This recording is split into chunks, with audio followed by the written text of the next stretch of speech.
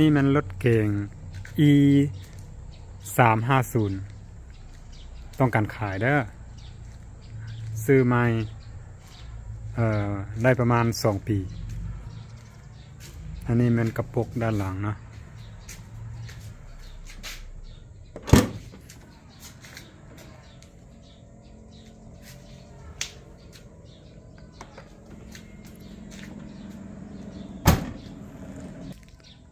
รถบ่เคยมีอุบัติเหตุนะซื้อช่วงโควิดก็บ่ได้ใช้งานปานใดส่วนหลายก็มีแต่จอดไว้เฮือน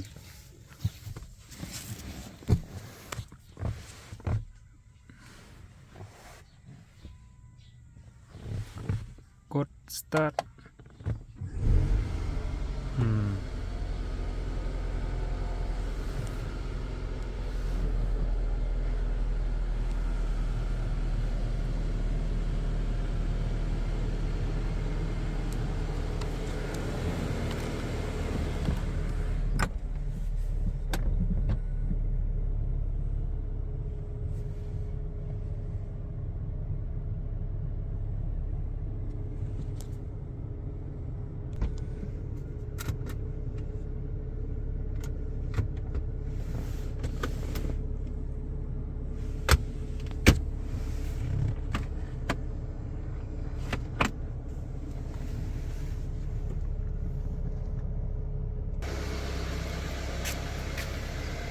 ราคาต่อรองกันได้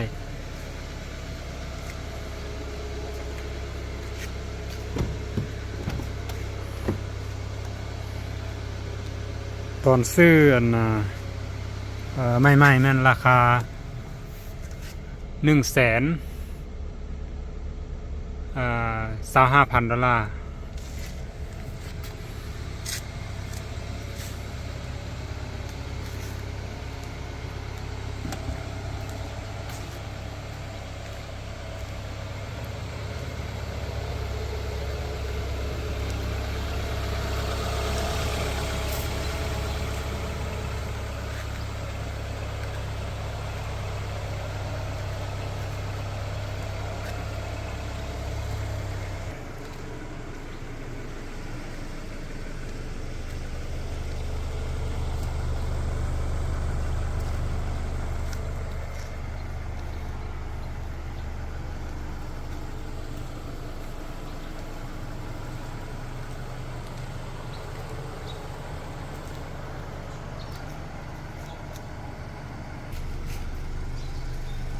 รุ่นนี้เนาะ